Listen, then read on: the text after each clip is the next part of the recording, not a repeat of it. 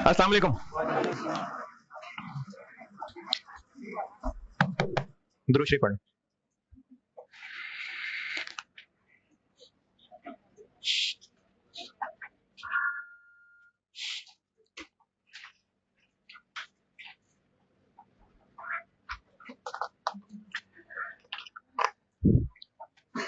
कल आखिरी सवाल क्या किया था?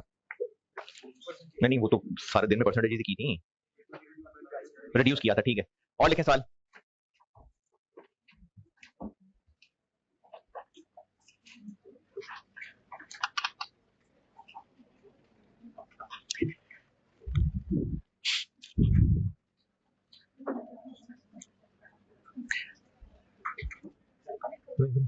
जमने के बाद बस बहुत है।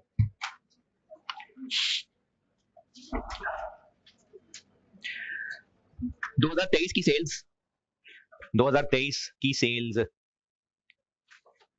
172,500 172,500 और 2022 की सेल्स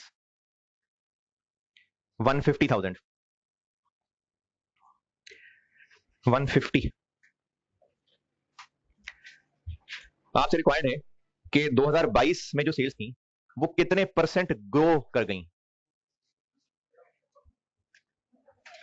ये कल कर लिया था क्या? अच्छा, 2022 में जो सेल्स थी 150,000 वो कितने परसेंट ग्रो कर गई हैं 2023 में?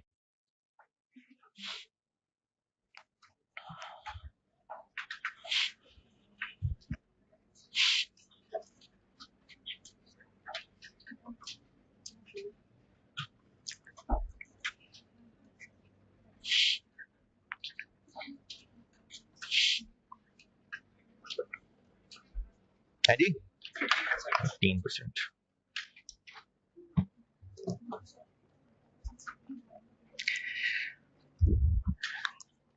हाँ जी 15%। अच्छा, इसको ऐसे भी देख सकते हैं कि 172,500 150 से कितना ज्यादा हो गया? 22,500 ना। इतनी इंक्रीज आ गई तो 150,000 में ये कितनी इंक्रीज है? 15%। यानी डिफरेंस को इस पे डिवाइड कर दें, ये भी कर सकते हैं। और ये भी कर सकते हैं कि जो 150,000 थे ये कुछ तो ग्रो किया होगा तो जाके 172,500 बना होगा। ये जो मैंने कल नहीं बताया 1 पॉइंट समथिंग, तो ये कुछ तो ग्रो करके यहां तक पहुंचा होगा ना। अब ये निकालना है।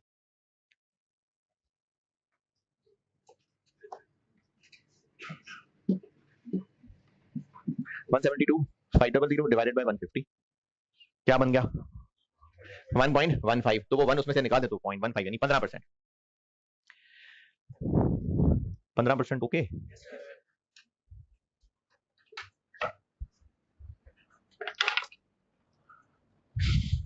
15%। हाँ जी, आप लोग जेरे जमीन मखलूक, ये दूसरे रूम वाले, आपने 15% पे कोई एतराज परेशानी? ऐसे माइक है अगर? चले ठीक। और लिखे सवाल।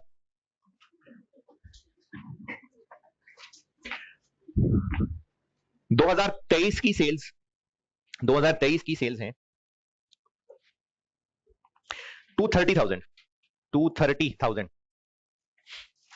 अच्छा, कल एक बात बताने की कोशिश की थी कि जिस चीज की परसेंटेज है वो 100 है। यानी अगर सेल प्राइस पे गवर्नमेंट ने कहा है 15% टैक्स लगाने को, तो सेल प्राइस पे 15% मतलब वो 100 है और फिर 15 टैक्स है। यही वजह है कि जब कल पिछली क्लास में जब ये बात हो रही थी कि प्राइस पे डिस्काउंट 8% है। किसका 8%? इसका 8 था या 7 था, जो भी था 7 था। किसका 7%? प्राइस का। तो चूंकि इसका 7% था तो फिर ये 100 था और ये 93 था नेट। इसी तरह वो जो इनपुट वाली एक बात बताई थी प्रोडक्शन प्रोसेस में जो मटेरियल डला इनपुट और जो इससे प्रोडक्ट बन के बाहर निकला आउटपुट, कल मैंने बताया था कि लॉस 8% ऑफ। अब ये इनपुट का 8% है ना, तो ये 100 है। जिसका परसेंटेज है वो 100 है, और अगर ये 100 है तो फिर ये 92 है। और अगर मैंने कहा होता कि लॉस 8% ऑफ आउटपुट है तो फिर ये 100 होता और वो 92 होता है ना, वो 108 होता। तो जिसका परसेंटेज है, का, की, को, पर, जो भी जिसका परसेंटेज है वो 100 है। अच्छा, क्या लिखा? 2023 की सेल्स 230,000 है।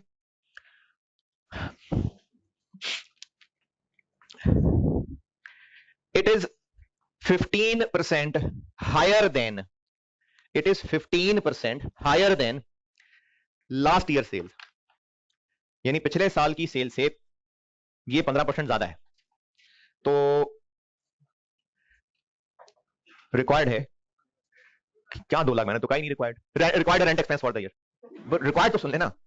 अच्छा, रिक्वायर्ड 2022 की सेल है, हाँ जी 2 लाख।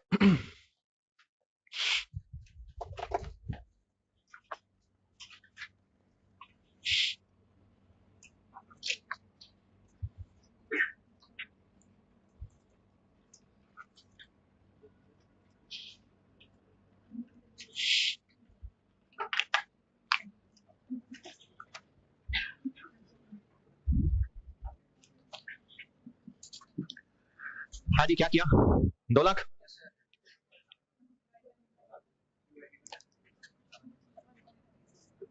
ये नहीं किया किसी है?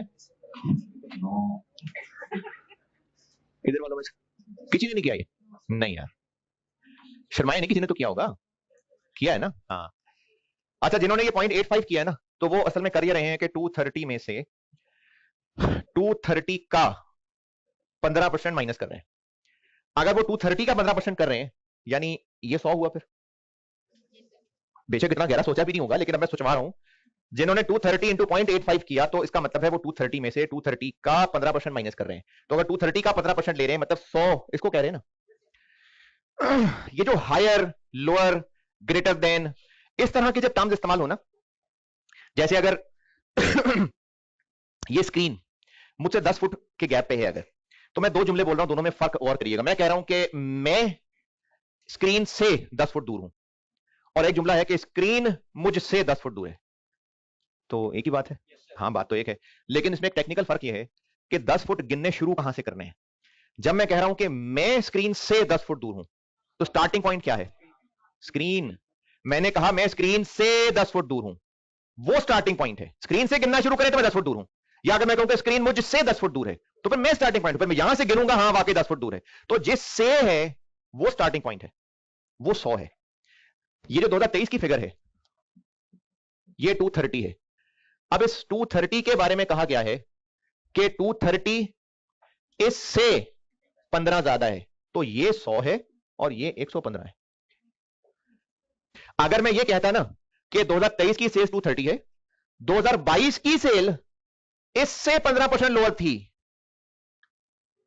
तो फिर ये 100 होता और वो 85 होता। तो higher than, lower than, more than, less than, इसमें देन के बाद जो है वो 100 है, क्योंकि स्टार्टिंग पॉइंट वो है। वो जा रहा है क्या ऊपर से? जब हम किसी फिगर के कंपैरिजन में परसेंटेज के साथ हायर, लोअर, मोर, लेस, इस तरह की टर्मिनोलॉजी यूज कर रहे हैं, और उसमें साथ देन आता है, मोर देन, हायर देन, तो जिससे है, लेकिन ए इज हायर देन बी, तो बी से ए ज्यादा है ना, इंग्लिश बता रहा हूं। तो जिससे है वो स्टार्टिंग पॉइंट है, वो 100 है। अगर ये सवाल में मैंने 2023 की सेल्स के बारे में कहा है कि ये सेल्स पिछले साल से 15% हायर हैं, तो वो स्टार्टिंग पॉइंट है, वो 100 है, ये 115 है। और अगर मैं कहता कि 2022 की सेल्स करंट ईयर से 15% कम थी, तो फिर ये 100 होता और वो 85 होता। तो ये परसेंटेजेस में खेलना है। अभी जितना भी टूटा फूटा भी हजम हो गया तो ठीक है, हल्की आंच पे पकता रहेगा, आस्ता आस्ता। पूरी कॉस्ट में बहुत ज्यादा होंगी ये इस्तेमाल, तो हो जाएगी बेहतरी। बस ये बेसिक कॉस्टिंग कॉन्सेप्ट्स बहुत हैं। अब मैं आपको ऑफिशियली कॉस्ट पढ़ाना शुरू कर रहा हूं चैप्टर्स के हिसाब से।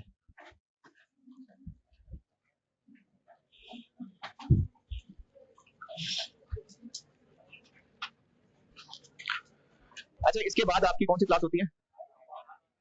FR1। अच्छा, और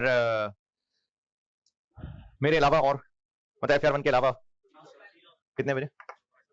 हाँ, तो जुम्मे की ना तरतीब ऐसी हुआ करेगी कि चूंकि ये क्लास भी जुम्मे से पहले ये भी क्लैश बनता है, फिर अगली क्लास का भी बनेगा, तो अगर किसी का कोई बहुत शदीद किस्म का मजहबी इख्तलाफ ना हो, तो जब आप यहाँ गेट से बाहर निकलेंगे ना, राइट साइड पे आगे जाके ग्राउंड है एक, थोड़ा अंदर जाके, यानी आप राइट साइड पे जाएं तो थोड़ा ही आगे जाके राइट साइड पे सड़क अंदर मुड़ रही है, तो वो मस्जिद का ग्राउंड है, और उसके साथ मस्जिद है, गुंग महल की मस्जिद है।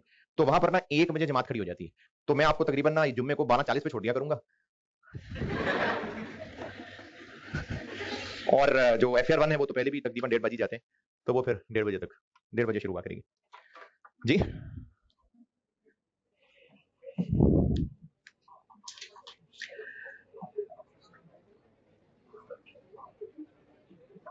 इन्वेंट्री वैल्यूएशन, मैंने अपनी बुक में इसको चैप्टर 1 कहा हुआ है।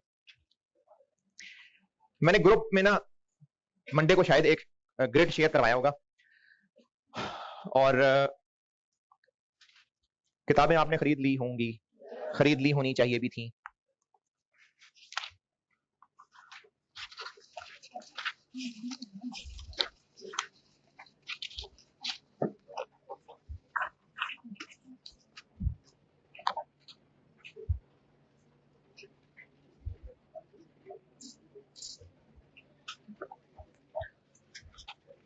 अभी नहीं खोल रहे किताब, ऐसी मैंने जिक्र किया है। तो इसमें ना चैप्टर 1 रखा हुआ है मैंने, इन्वेंट्री वैल्यूएशन, और जो आपका सिलेबस है उन्होंने 3 ग्रिड्स में बांटा हुआ है। उसमें जो सबसे हैवी ग्रिड है वो पहला वाला ग्रिड है, और उसमें ये चैप्टर है जो पढ़ाने लगा, इन्वेंट्री वैल्यूएशन। इसको आप तकरीबन तकरीबन लाजमी सवाल समझ सकते हैं पेपर का।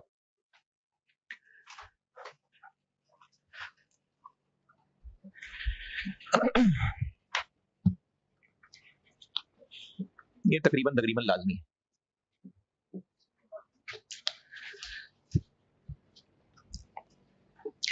अच्छा, इंट्रो में आपने ना ये पढ़ा हुआ है, और पढ़ा हुआ FIFO, वेटेड एवरेज, ये किए हुए हैं सवाल। तो मैं इसलिए इनके आपको कोई एक दो सवाल करा दूंगा बस, FIFO वेटेड एवरेज। FIFO के वेटेड एवरेज के बार बार सवालों पे टाइम नहीं लगा रहे होंगे, और बड़े काम है करने वाले, कराऊंगा, लेकिन एक दो सवाल बहुत है FIFO वेटेड एवरेज के। पढ़ा हुआ है FIFO वेटेड एवरेज। इन्वेंट्री क्या होती है? हाँ, ये सुनना था। स्टॉक, और स्टॉक क्या होता है? इन्वेंट्री। और इन्वेंट्री क्या होता है? स्टॉक। बिजनेस की जिंदगी का मकसद है प्रॉफिट कमाना, और वो प्रॉफिट कमाने के लिए जो एक्टिविटीज कर रहे होंगे, तो या तो वो सर्विसेज बेच रहे होंगे या गुड्स बेच रहे होंगे। अगर गुड्स बेच रहे होंगे तो या तो खरीद के बेच रहे होंगे या बनाकर बेच रहे होंगे। तो वो जो चीजें उनके पास मौजूद हैं वो इन्वेंट्री कहलाती है। तो इन्वेंट्री किसी भी पॉइंट ऑफ टाइम पे जो स्टोर में पड़ी हुई चीजें हैं, अगर ट्रेडिंग बिजनेस है,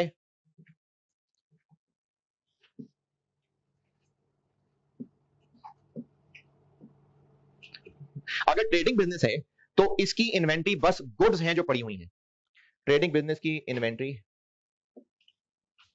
गुड्स की शक्ल में, ये जो गुड्स पड़ी हुई है बस यही इन्वेंट्री है किसी भी वक्त। और मैन्युफैक्चरिंग बिजनेस की गुड्स तो इन्वेंट्री है ही है, और वो जो गुड्स हैं वो फिनिश गुड्स स्टोर में जाहिर रखी होंगी, तो ये जो फिनिश गुड्स स्टोर में पड़ी हुई है ये भी इन्वेंट्री है। इसी तरह जो रॉ मटेरियल का स्टोर है उसमें रॉ मटेरियल पड़ा होगा, तो वो जो रॉ मटेरियल वहां पड़ा हुआ है ये भी इन्वेंट्री है। बेशक गुड्स की शक्ल में नहीं है, लेकिन इसी के लिए ही तो रॉ शक्ल में पड़ा हुआ है, ये भी इन्वेंट्री है। और ये इन्वेंट्री अगर फिजिकली काउंट करनी पड़ी तो किसी एक पॉइंट ऑफ टाइम पे कर रहे होंगे ना, तो उस पॉइंट ऑफ टाइम पे जब गिनने जाएंगे तो कुछ रॉ मटेरियल की शक्ल में स्टोर में चीजें पड़ी हैं, कुछ फिनिश गुड्स की शक्ल में पड़ी हुई हैं, तो मशीनें उस वक्त खाली होंगी, रुकी हुई होंगी, नहीं प्रोडक्शन चल रही होगी। तो अगर प्रोडक्शन चल रही है तो कुछ ना कुछ तो मशीन के अंदर भी है। अच्छा, मशीन के अंदर वो डीजल डला हुआ है उसकी बात कर रहा हूं, नहीं, जो रॉ मटेरियल मशीन में डला था, जो गोश्त के पीसेस मशीन में डल के फ्राई होके नगेट्स बन के मजे के मसाले वाले, वो प्रोडक्ट जब बनता है आगे, तो जो रॉ चिकन पड़ा हुआ है रॉ मटेरियल, जो नगेट्स पैक होके बन चुके हुए हैं फिनिश गुड, तो जो मशीनों के अंदर अभी फ्राई हो रहा है वो वर्क इन प्रोसेस कहलाता है, वो भी इन्वेंट्री है। तो जो प्रोडक्शन प्रोसेस के अंदर मौजूद है उसको वर्क इन प्रोसेस कहते हैं। तो मैन्युफैक्चरिंग बिजनेस के अंदर रॉ मटेरियल भी, वर्क इन प्रोसेस भी और फिनिश गुड्स भी, ये सब इन्वेंट्री होते हैं। ट्रेडिंग बिजनेस में बस जो फिनिश गुड्स पड़ी हैं बस वही इन्वेंट्री है, लेकिन मैन्युफैक्चरिंग बिजनेस में रॉ मटेरियल भी पड़ा हुआ जो इन्वेंट्री है, वर्क इन प्रोसेस जो मशीनों के अंदर मौजूद है वो भी इन्वेंट्री है, और जो फिनिश गुड्स स्टोर में पड़ा है वो भी इन्वेंट्री है। और किसी भी एक वक्त में जाके जो कुछ वहां मौजूद है बस वो इन्वेंट्री है। ट्रेडिंग बिजनेस इस शक्ल में है, मैन्युफैक्चरिंग बिजनेस 3 शक्लों में।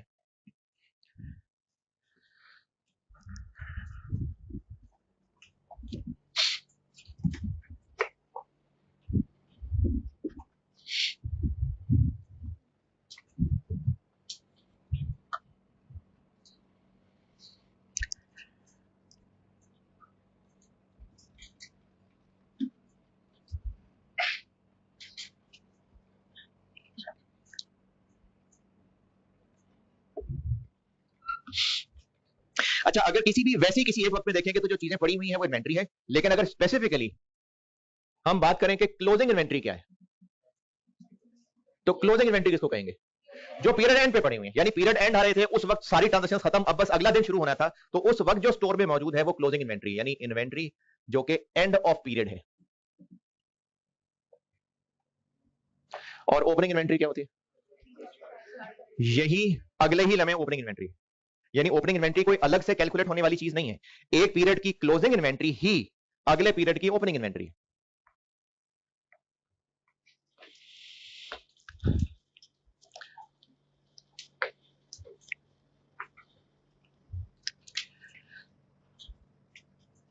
क्लोजिंग इन्वेंट्री और जो कि अगले पीरियड की ओपनिंग इन्वेंट्री है, तो इसको फिर फाइनेंशियल स्टेटमेंट्स में भी प्रेजेंट किया जाता है। जैसे इनकम स्टेटमेंट में क्या क्या, कॉस्ट ऑफ सेल में ओपनिंग, क्लोजिंग, और एसओएफपी में क्लोजिंग। तो क्लोजिंग इन्वेंट्री की कोई अमाउंट चाहिए होगी क्योंकि वो फाइनेंशियल स्टेटमेंट्स में दिखानी है, तो उसको कहते हैं value of inventory. Value of inventory होती है इन्वेंट्री की अमाउंट एसओएफपी में, बल्कि वैल्यू ऑफ क्लोजिंग कह देता हूं, value of closing inventory. Value of closing inventory का मतलब है अमाउंट, इन्वेंट्री की अमाउंट जो फाइनेंशियल स्टेटमेंट्स में आनी है।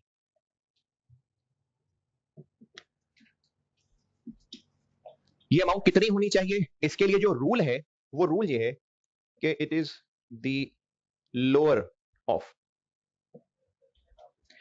कॉस्ट और नेट रियलाइजेबल वैल्यू, और इसको प्यार से आइंदा एनआरवी कहा करेंगे। तो इन्वेंट्री या क्लोजिंग इन्वेंट्री की वैल्यू कैसे निकलेगी? इन्वेंट्री की वैल्यू होगी उसकी कॉस्ट और एनआरवी में से लोअर। क्यों लोअर, हायर क्यों नहीं? इतनी साइंस लगाने की क्या जरूरत है? लोअर मैचिंग कॉन्सेप्ट है। अच्छा, प्रूडेंस कॉन्सेप्ट, क्या प्रूडेंस कॉन्सेप्ट? एसेट्स ओवरस्टेट ना हो। अच्छा, चलिए ठीक है, ये अगली कुछ क्लासेस में समझा दूंगा लॉजिक इसकी। तो अच्छा, मैंने जितने भी टॉपिक पढ़ाने, कोशिश मेरी पूरी होती है कि स्ट्रक्चर्ड पढ़ाऊं, और उसमें फिर बार बार चीजें रिपीट भी कर रहा हुआ करूंगा। तो हम लोग पढ़ रहे हैं इन्वेंट्री। इन्वेंट्री होती है चाहे ट्रेडिंग बिजनेस हो, चाहे फिनिश गुड्स मैन्युफैक्चरिंग बिजनेस हो, इसके पास किसी भी वक्त स्टोर में पड़ी हुई चीजें, चाहे वो फाइनल शक्ल में है चाहे रॉ शक्ल में है, वो इन्वेंट्री है। और अगर यही वक्त पीरियड एंड का हो तो वो इन्वेंट्री क्लोजिंग इन्वेंट्री है। क्लोजिंग इन्वेंट्री को चूंकि फाइनेंशियल स्टेटमेंट्स में प्रेजेंट करना होता है, तो उसके लिए कोई अमाउंट भी तो डिसाइड हो, तो उसको वैल्यू ऑफ क्लोजिंग इन्वेंट्री कहते हैं। और इसके लिए रूल ये है कि उस क्लोजिंग इन्वेंट्री की कॉस्ट और एनआरवी में से जो लोअर है उसको हम इसकी वैल्यू कहेंगे। क्यों? क्यों का रीजन बाकी क्लासेस में बस है ऐसे ही। एक छोटा सा आसान सा सवाल लिखें।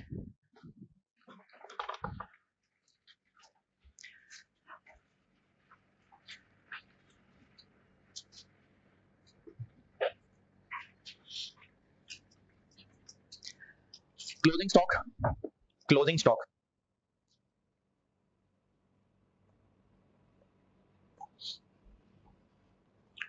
1500 units, 1500 units. Total cost of closing stock, total cost of closing stock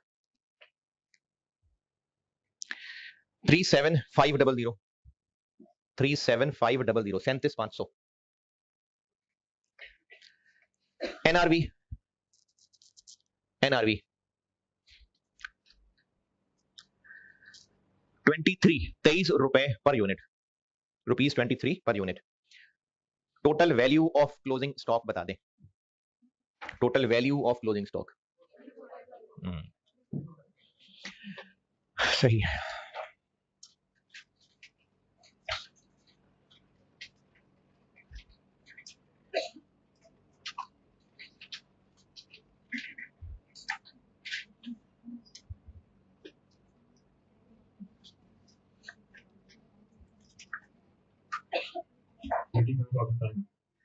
आपका जवाब दुरुस्त है। 1500 की एनआरवी कितनी? ये तो एक ही थी ना, तो टोटल हो गई 34, और कॉस्ट बताई है मैंने 37,500। तो ये अच्छा, ये तो खैर आएंगे बच्चों वाली बात थी। अब यहां से आगे चलते हैं, और अब से ऑनवर्ड में एनआरवी तो बाद में, कॉस्ट पढ़ाने लगा हूं। कॉस्ट करते हैं कि कॉस्ट ऑफ इन्वेंट्री कैसे निकलेगी।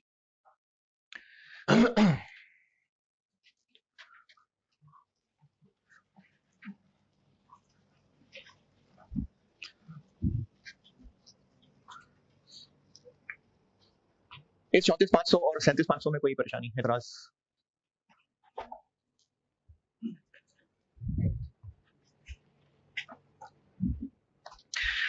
अच्छा, अब से ऑनवर्ड डिस्कशन ना काफी ज्यादा डिस्कशन कॉस्ट पे चलेगी।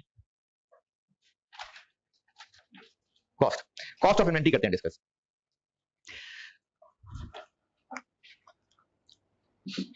कॉस्ट ऑफ इन्वेंट्री कहते हैं, अच्छा मैं ना अभी इंटेंशनली कॉस्ट ऑफ इन्वेंट्री लिख रहा हूं, कॉस्ट ऑफ क्लोजिंग इन्वेंट्री नहीं लिख रहा।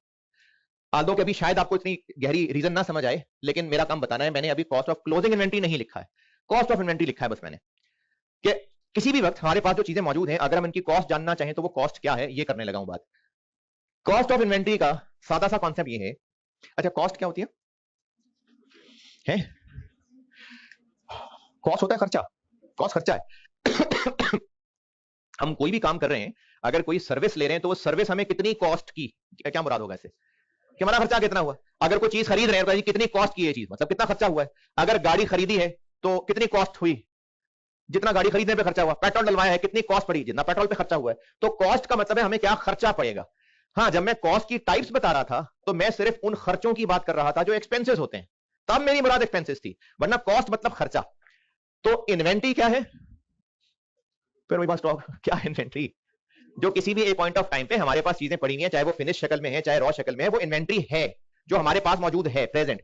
तो कॉस्ट ऑफ इन्वेंट्री का बुनियादी असूल ये है कि इससे मुराद है all cost incurred in bringing the inventory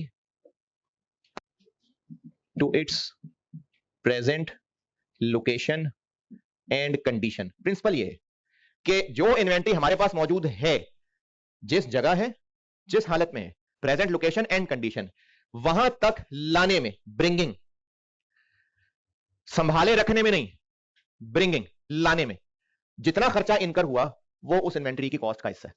bringing कह रहा हूं, एक है कि चीजें लेके आके रख लिया, अब 15 दिन से चीजें हमारे पास पड़ी हैं, तो उन 15 दिनों में चीजों को संभाले रखने का खर्चा नहीं आएगा इन्वेंट्री की कॉस्ट में, बस लेके आके रखने का बस। तो इस इन्वेंट्री की कॉस्ट, जो इन्वेंट्री हमारे पास जहां जिस हालत में पड़ी है वहां तक लाने में जो खर्चे हुए थे वो इन्वेंट्री की कॉस्ट का हिस्सा है।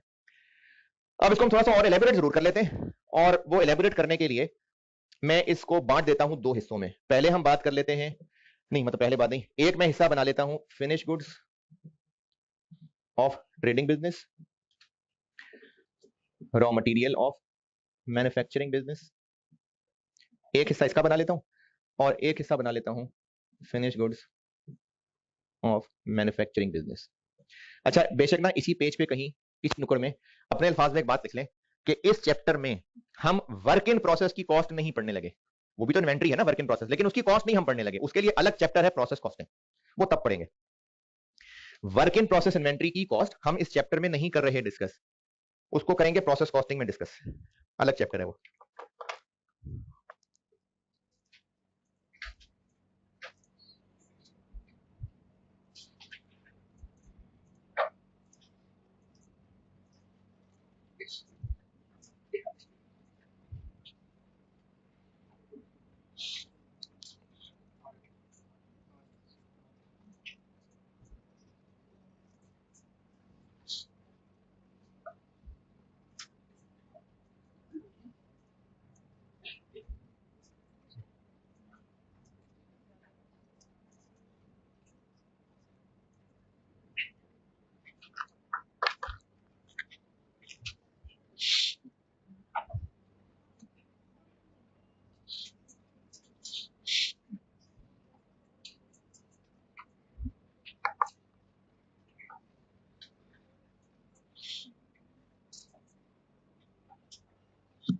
जी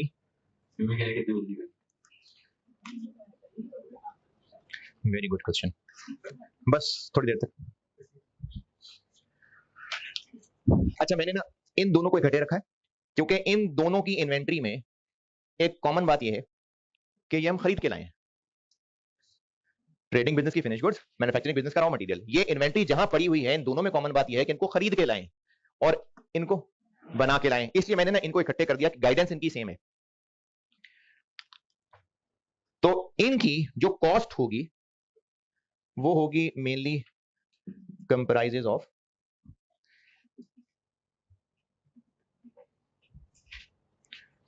कॉस्ट incurred for purchase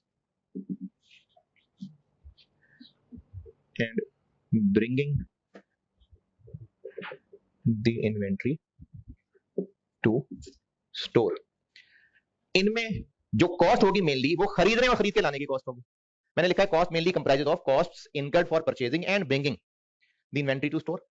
और इसमें जो कॉस्ट होगी वो होगी comprises of direct material consumption and all other production costs.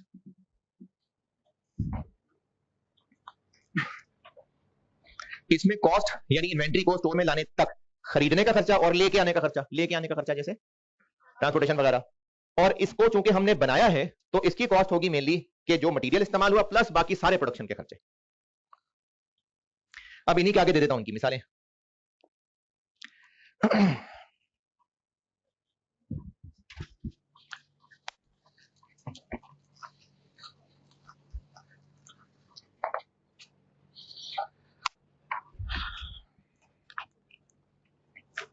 यहीं से आगे चल रहा हूं।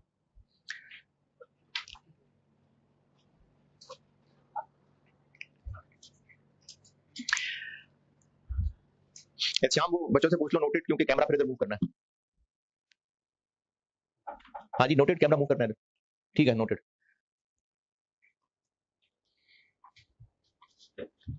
ठीक है नोटेड। ये इधर ट्रेडिंग और रॉ मटेरियल वाले में हूं मैं। वैसे तो ये बात काफी है कि स्टोर में लाने तक जितने खर्चे हैं, लेकिन अच्छा है खर्चों की मिसालें अगर याद कर ले तो फायदा ही होगा। तो मैं इसी के अंदर खर्चों में क्या क्या शामिल होता है कुछ आइटम्स की एग्जांपल्स दे देता हूं। Examples of items included in cost. अच्छा इसके लिए मिसाल खुद ही बना लेते हैं। गुड्स इंपोर्ट कर लेते हैं, चले इंपोर्ट करके स्टोर तक लेके आते हैं। तो सबसे पहला खर्चा, अरे ड्यूटी तो बहुत बाद में है, पहले खरीद तो ले। अकेले खाली हाथ आएंगे क्या, खरीद तो लें पहले। तो परचेज कॉस्ट हो गई, और अगर कोई डिस्काउंट भी है क्वेश्चन में तो वो इसमें से लेस करना है। अच्छा डिस्काउंट चाहे वो ट्रेड है चाहे सेटलमेंट है, बस डिस्काउंट लेस कर दिया, लेस चीज खरीद ली। अब खरीद के पैक चेक भी करानी है, ले आए तो लाएं कैसे, ट्रांसपोर्टेशन। इसको ट्रांसपोर्टेशन भी कह सकते हैं, कैरेज भी कह सकते हैं, फ्रेट भी कह सकते हैं। कर लिया, ट्रांसपोर्ट कर लिया। अगर तो इंपोर्ट ठीक है, रास्ते में मसले भी हो सकते हैं तो इंश्योरेंस करा लेंगे रास्ते की, इसको कहते हैं ट्रांजिट इंश्योरेंस। फिर इसी तरह से मोस्टली इंपोर्ट में बैंक्स की शर्त होती है तो लेटर ऑफ क्रेडिट खुलवाना पड़ता है, एलसी चार्जेस कर लेते हैं, लेटर ऑफ क्रेडिट चार्जेस, ये बैंक का डॉक्यूमेंट होता है। चले आगे पाकिस्तान आ गए तो जहाज सीधा फैक्ट्री में लैंड करेगा आगे है, नहीं तो पोर्ट पे लाना पड़ेगा। अब पोर्ट जो है वो सरकारी जगह है, तो जब सरकार के हत्थे चढ़ेंगे तो वो तो हमसे फिर टैक्सेस ड्यूटीज भी लेंगे। तो वो जो हमसे टैक्सेस ड्यूटीज लेंगे उनमें से कुछ तो कल को वापस हो जाएंगे, जो नहीं होंगे वो भी इसी में ऐड होंगे, नॉन रिफंडेबल टैक्सेस या ड्यूटीज। और हो सकता है वहां पर कोई क्लियरेंस वगैरह भी करवानी पड़े, क्लियरिंग चार्जेस। चलें अब स्टोर तक ले आते हैं, फिर से ट्रांसपोर्टेशन आ गई, फिर वो ट्रक में लोड करना, फिर आके अनलोड करना, हैंडलिंग कॉस्ट कर लेते हैं। चलो पहुंच गई चीजें, स्टोर तक पहुंच गई चीजें। मैंने लिखा हुआ है क्लियरिंग चार्जेस और उसके नीचे लिखा है हैंडलिंग चार्जेस।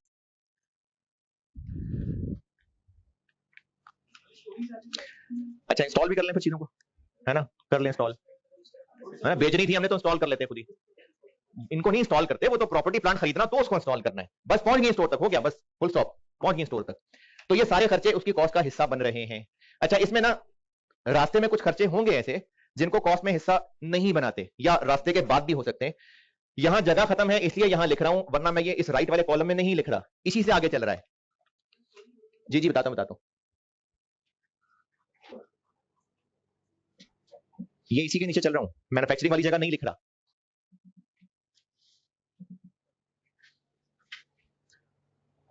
इनको शामिल नहीं करना। अगर ये टैक्सेस और ड्यूटीज नॉन रिफंडेबल थे तो शामिल करना है, और अगर रिफंडेबल थे तो नहीं करना। रिफंडेबल एडजस्टेबल एक ही बात है।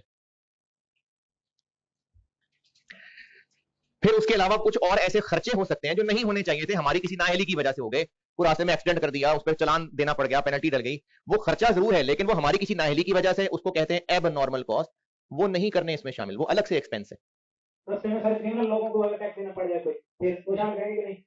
अब उर्दू में पूछो, पहले समझ नहीं आ मिलेगा। एक मिनट, ये वॉल्यूम थोड़ा कम कर लो, बल्कि इसको थोड़ा सा फासले पे रख लो, पूछो दोबारा। ठीक है, वॉल्यूम की खैर है, बस थोड़ा फासले पे रख के पूछो। वॉल्यूम वापस बढ़ा दे यार। जी बेटे बोलो। अपनी कमाई के रास्ते निकाल लेना है, तो अगर कोई इस तरह के क्रिमिनल्स वगैरह को पैसे देने पड़ गए तो वो भी एबनॉर्मल है, वो भी इधर कॉस्ट में शामिल नहीं करना। अच्छा, चीजें पहुंच गई स्टोर तक, अब स्टोर में चीजें पहुंच चुकी हुई हैं और स्टोर का किराया, स्टोर के लोगों की सैलरी, वो भी ब्रिंगिंग के अंदर शामिल है खर्चे, तो उनको कहते हैं स्टोरेज कॉस्ट, तो उनको नहीं करना शामिल, इनको कॉस्ट में ऐड नहीं करना।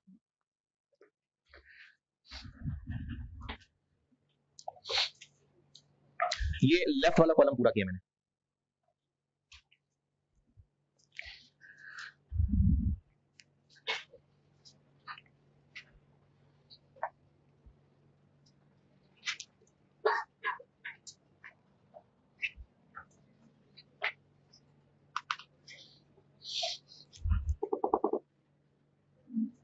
अच्छा, ये मैंने ना ये लेफ्ट वाला कॉलम ही पूरा किया है।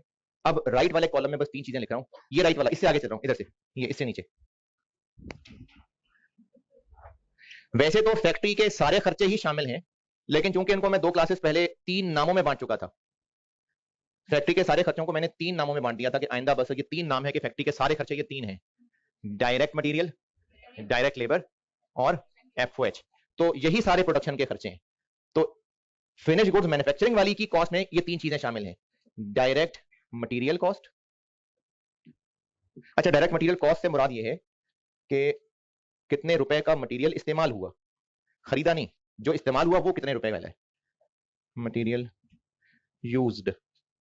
Direct material cost, direct labour cost, और तीसरी चीज एफओएच। एफओएच मैंने बताया था फैक्ट्री के सारे खर्चे सिवाय डायरेक्ट मटेरियल डायरेक्ट लेबर के, वो एफओएच होते हैं। तो इतनी लंबी लिस्ट लिखने की बजाय बस ये 3 चीजें कि अगर ये फिनिश गुड्स मैन्युफैक्चरिंग वाली हैं तो इस इन्वेंटरी की कॉस्ट 3 चीजों से मिलकर बनेगी, डायरेक्ट मटेरियल, डायरेक्ट लेबर और एफओएच।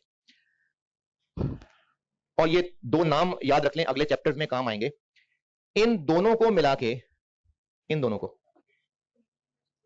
को मिला के कन्वर्जन कॉस्ट कहते हैं, डायरेक्ट लेबर और एफओएच को मिला के। और